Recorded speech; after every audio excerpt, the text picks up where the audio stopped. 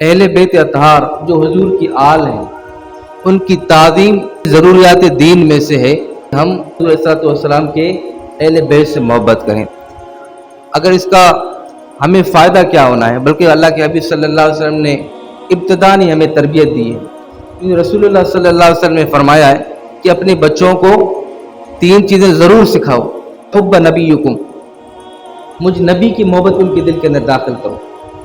جن کے دل میں حضور علیہ الصلوۃ والسلام کی محبت ہوگی تو کبھی بھی حضور علیہ الصلوۃ والسلام سے بے وفائی نہیں کریں گے، حضور کی سنتوں سے کبھی بے وفائی نہیں کریں گے۔ اور دوسری چیز اللہ کے نے فرمایا وحب اہل بیت ہی، ان کے سینے کے اندر میرے اہل بیت کا ادب، ان کی محبت پیدا کرو۔ اور تیسری چیز اللہ کے نے فرمائی وہ تلاوت القرآن، اور اپنے بچوں کو قرآن سکھاؤ۔ یہ 3 چیزیں حضور علیہ الصلوۃ والسلام نے اپنے امت سے فرمایا کہ اپنے اولادوں کو 3 چیزیں سکھاؤ۔ اب میں اور آپ ذرا غور کریں، کیا ہم حضور علیہ الصلوۃ والسلام کے اس فرمان پہ پورے اتر رہے ہیں؟ اللہ کے نبی نے فرمایا کہ مجھ نبی کی محبت اس کے دل کے اندر پیدا کرو۔ اور ہم سب سے پہلے اپنے بچوں کے اندر کیا چیز پیدا کرتے ہیں؟ سب سے پہلے اس کو ہم نے اسکول کا دروازہ دکھا دیا۔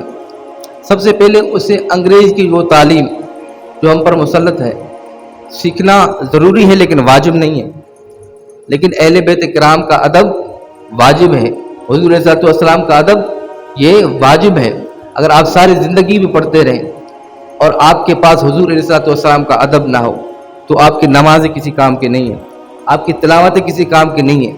اسی لیے تو حضور علیہ الصلوۃ والسلام نے سب سے پہلے کہ مجھ نبی کا ادب ان کے دل کے اندر پیدا کرو، اور فرمایا میرے اہل بیت کا، یعنی مجھ نبی کا بھی ادب ان کے دل میں ہو اور اہل بیت کا بھی ہو۔ اور تیسری چیز فرمائی کہ ان کو قرآن پاک کی تعلیم دو۔ اب قرآن پاک کی تعلیم دینا ضروری کیوں ہوا؟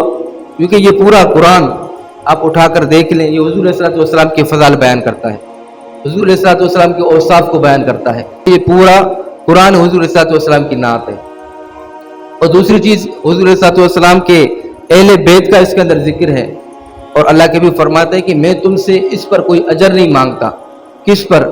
کہ میں نے تمہیں گمراہی کے اندھیروں سے نکال کر، کفر کے اندھیروں سے نکال کر تمہیں اسلام کی روشنی دکھائی ہے، اور تمہیں اسلام کا نور دیا ہے، اور تمہیں جہالت سے نکال کر، جہالت کے اندھیروں سے نکال کر تمہیں روشنی دی ہے۔ فرمایا میں اس پر تم سے کوئی بھی اجر نہیں مانگتا، میرے اہل بیت سے محبت کرو۔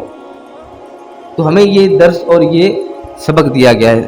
میں اور آپ ذرا دیکھ لیں ہمارے اطراف کے اندر جو سید زادے ہیں ان سے ہم کس طرح ملتے ہیں، اور ان کے ساتھ ہمارا بات چیت کا انداز کیسا ہے، کیونکہ یہ بھی نسب میرے حضور کی ہے، اور یہ نسب قیامت تک چلے گی۔ اللہ کے حبیب نے فرمایا تھا 2 چیزوں کو مضبوطی سے پکڑ لینا، کبھی گمراہ نہیں ہوگے۔ وہ چیز کیا تھی؟ سب سے پہلے فرمایا میرے اہل بیت کو، اور دوسرا قرآن کو۔ نہ قرآن اہل بیت سے جدا ہے، نہ اہل بیت قرآن سے جدا ہے۔ یہ بات تو کربلا کے میدان میں حضرت امام حسین رضی اللہ تعالیٰ عنہ نے ثابت کر کے دکھائی، جب حضرت امام حسین رضی اللہ تعالیٰ عنہ کا سر مبارک نیزے پر رکھ کر اوپر کر دیا گیا تھا، تو وہاں بھی سر چونکہ درد سے الگ ہو جائے تو سانس نکل جاتی ہے، پھر روح نکل جاتی ہے، پھر تو جسم میں کوئی حرکت نہیں ہوتی۔ لیکن قربان جائیں حضرت امام حسین رضی اللہ تعالیٰ عنہ نیزے کے نوک پر بھی قرآن پڑھ رہے ہیں۔ تو اللہ کے حبیب کے اس فرمان کے مطابق ان 2 چیزوں کا ساتھ نہیں چھوڑنا ہے، نہ میرے اہل بیت کا، نہ ہی قرآن پاک کا۔ جب تک قرآن پاک کا دامن اپنے ہاتھ میں پکڑے رکھو گے انشاءاللہ کبھی گمراہ نہیں ہو۔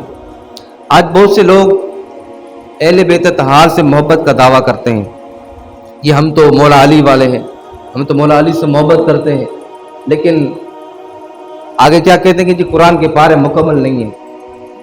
تو کیا ایسے لوگوں سے ہمارا اٹھنا بیٹھنا جائز ہے؟ ایسے لوگوں کے ساتھ ہماری رشتہ داری کرنا جائز ہے؟ لیکن یہاں پر 2 طبقے پائے جاتے ہیں جو کہتے ہیں کہ ہم اہل بیت سے محبت کرتے ہیں۔ 2 طبقے کون سے ہیں؟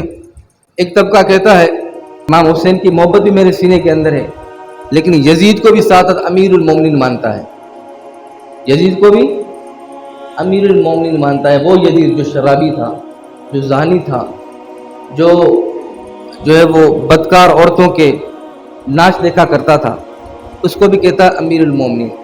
تو بتاؤ ایسے کو ہم اپنا امام کیسے مانیں؟ ایسے کے ساتھ ہم رشتہ داریاں کیسے کریں؟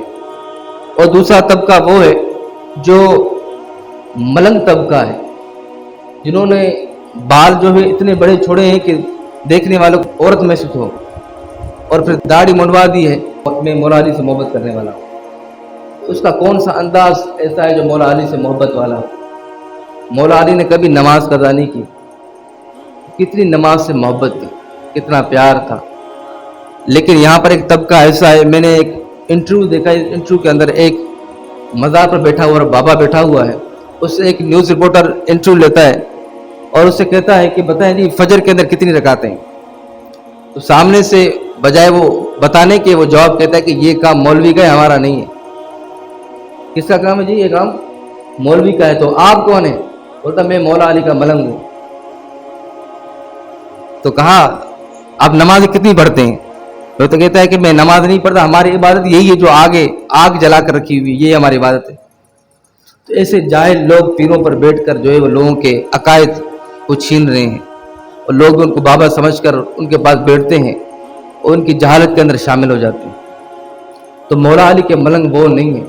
مولا علی سے محبت کرنے والے 5 وقت کے نمازی ہیں، بلکہ تہجد بھی پڑھنے والے ہیں۔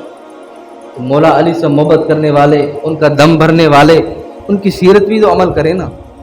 حضرت امام حسین رضی اللہ تعالیٰ عنہ نے کربلا کے میدان کے اندر اپنی اور اپنے جتنے بھی ان کے اہل بیت دار تھے ان کی جانوں کا نذرانہ کیوں پیش کیا؟ کہ اس دین کو قائم و دائم رکھا جا سکے، اس دین کی شاخیں مضبوط ہوں۔